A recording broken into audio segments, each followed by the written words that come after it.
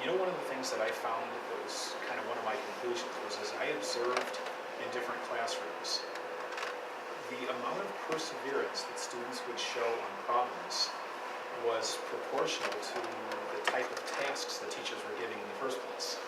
And what I found was that in so many cases, the tasks that were given to students were so simplistic that they didn't even need perseverance. So in other words, it was really hard for me to measure perseverance. If I don't give you a task that's challenging enough that you have to persevere, then I can't measure it. You know, and so that would be an interesting thing. If you want to go in that direction, then you got to think also about what kinds of things should I do with my students that I would actually be able to see them trying to persevere in that problem. Because if it's too simple, you're not going to see it anyway. So yeah, lots of directions you can go. Thank you. Right. I'm working with Dr. Eric Myers, and right now I don't have it completely ironed out, but I want to do something with like classical conditioning and kind of like if the teacher does something and the students know like that's time when they have to like go to their C's or different things in the classroom, classical conditioning and how it goes into like classroom management and behavior. But I could see it changing, so I'm kind of just still, I'm thinking along those lines, but I'm not completely sure what I'm going to get. So. Yeah, I'd like to make a recommendation. Sure. You go completely old school and like start slapping their hands with a ruler and let's see if it helps them remember better. I mean, I'm just kidding. Definitely the HSRB would not get approved. No, you're not going to like you smacking your students. Classroom conditioning is what brought that out of my mind. Yeah, yeah. But, You're going to find out. Don't make a mistake. but I would think that when it comes to classroom management kind of things, that's going to be highly dependent on the classroom you're in.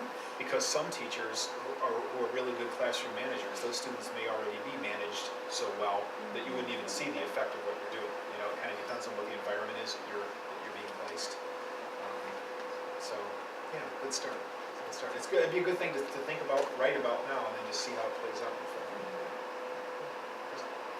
Well, I'm working with Diane Mott, and I have an idea, and I want to work with journaling within the math or science classroom. It kind of depends on which class I get placed in first during student teaching.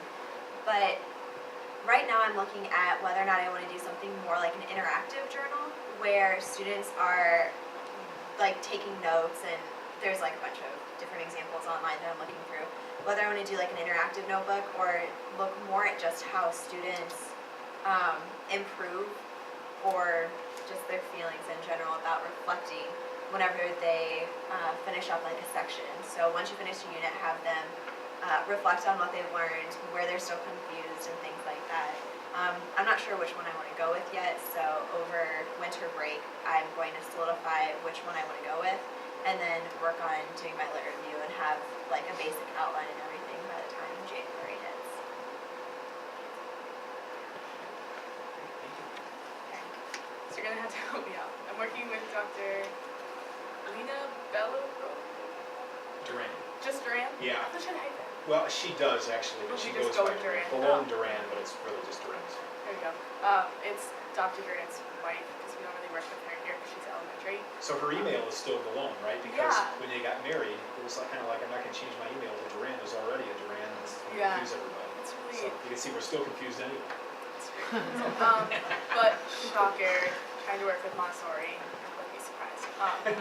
So I have kind of three different ideas, but the basic one that I'm leaning towards right now is kind of looking at the learning environment and specifically how allowing food in the classroom affects students' abilities to learn. But that's really broad because, like, how does food affect you in the morning right after you eat breakfast? You don't even want to eat food probably because it's had some knobs. Versus like mid-afternoon when you're like, I need that afternoon snack, otherwise I can only focus on being hungry. And kind of the dual side of that is kind of wanting to look at if teaching students about the snacks themselves and what they're putting into their body can affect it also. So like teaching students, okay, like having water and carrots and what that does to you and where all of that comes from versus having like popped potato chips and how that affects not only how they do in the classroom but also like their general view of food that they're putting into their body. And that's really expansive and kind of a lot. And it also just depends on, like if I'm in a science classroom where we're doing experiments all the time, food isn't a thing. It's just not going to be an option. So riding the wave with that. Once again, a good place to start. Decide if that really fits when you're in field. I'm working with Jeffrey Schmidt, and what I want to do is, like, instead of just giving like tests to my students, giving them options, like, because some people show they learn best with like taking a test and they're going with that. And then some people are like better if they're like talking about what they've learned, they can like explain it and go through it, so like maybe they can give like a presentation. Or like if they're real into art, like they could connect like something we're learning to like an art project. I don't know, like something like that. So giving them like options. And I guess it's going to depend on what grade I get, because like if I get like juniors or seniors in high school, like they can be really independent with it. But if I'm in like junior high, then like I'd give them like, you know, different like options and like guidelines to do it.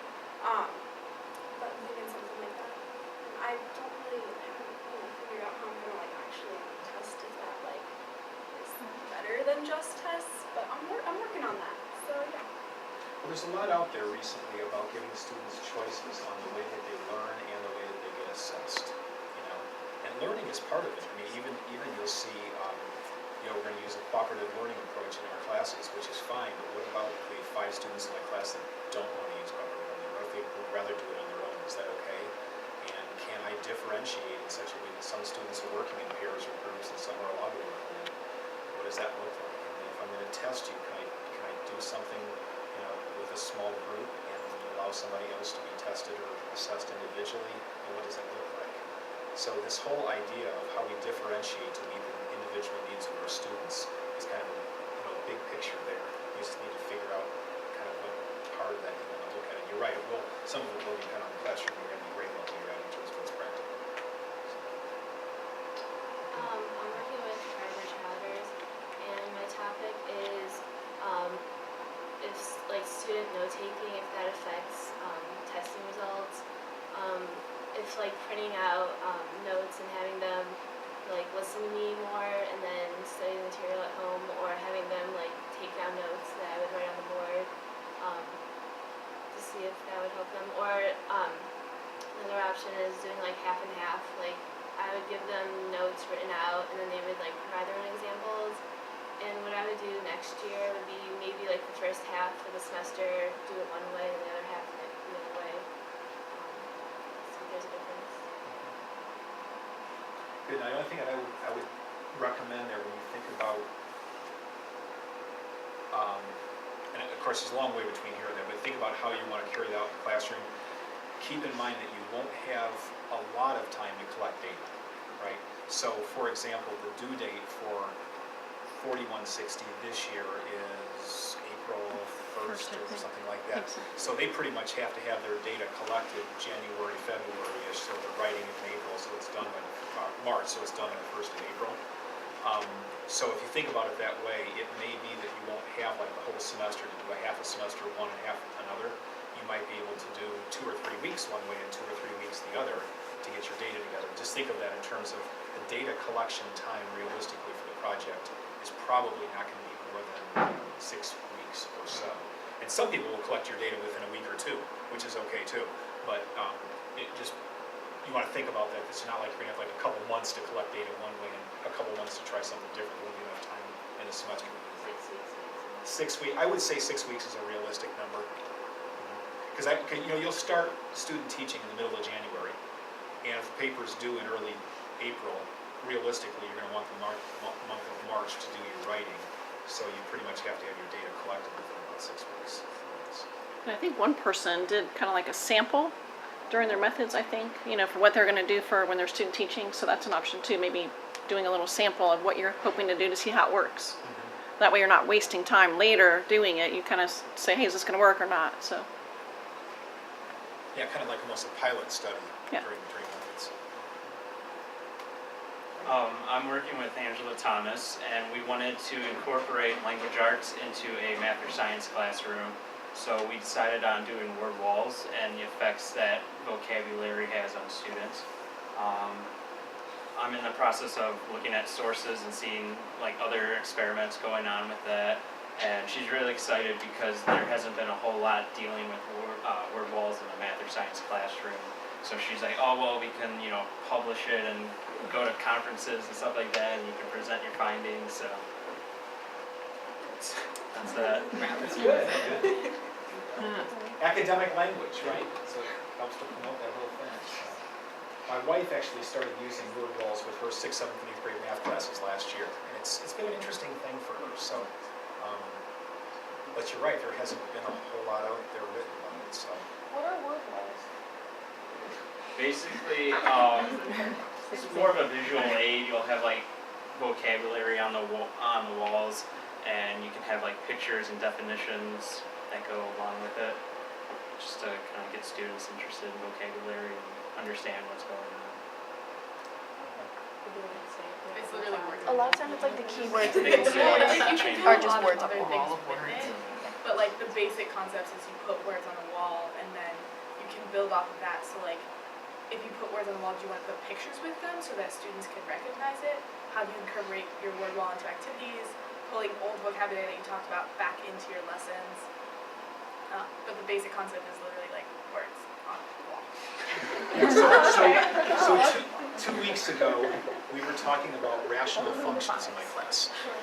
And when we were graphing rational functions, hyperbolas, we were graphing asymptotes. And we started talking about that. Well, asymptote is a pretty big word for an 8th grader, right? So if I were using word walls, which I probably should be, I could put that on a card, right? We would define what an asymptote is. We could put that up on the word wall, and it would be up, literally, physically up on the wall. We may have a picture of it or whatever we want to do, or a definition or something. Today, we were talking about decaying exponential functions. And I got my students doing the old halfway to the door problem, right? So I had one of the girls in my class, Mary, got up and I said, Mary, I want you to walk halfway to the door, walk halfway again, walk halfway again, walk halfway again. We did that a half dozen times till Mary felt really stupid. And then I asked the rest of the class, how long is it going to be before Mary's out the door? And they said, well, she's never going to go out the door, right? So what's the doorway? The doorway is an asymptote. She's approaching it, but she's never going to go through it. Oh, the word asymptote just came up again. So if I had a word wall, I could have walked over and pointed to it. We could have said what word applies here. The same word we were using with rational functions now applies to this one. And you get kind of this ongoing vocabulary building on the wall so that you're using those words and bringing them back over and over again and reinforcing what they mean. So the language becomes an integral part of the class. Thank you. Felicia.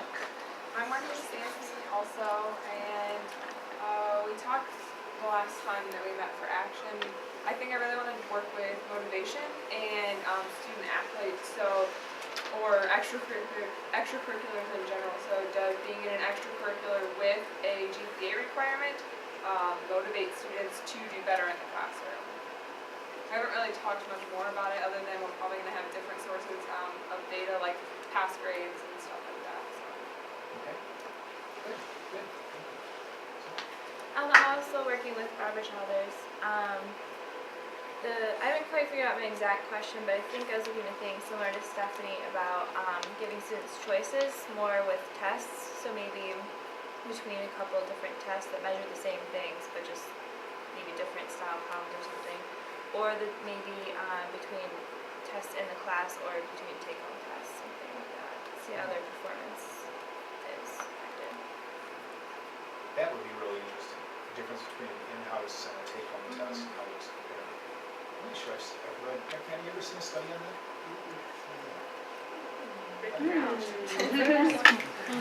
Hard to find research for that. Publishable. All right, good. I'm working with Cheryl Kronzer, and I'm also doing something with language arts in a math or science classroom. I would really like to incorporate readers theater into, I would really like to do something with math because I think it'd be a little more it'd be more of a challenge for me to incorporate readers theater into math. But science would be fine too. But I would really like to see the difference it makes in student learning and if they can remember the information better with the readers theater. Okay. Got language arts connections.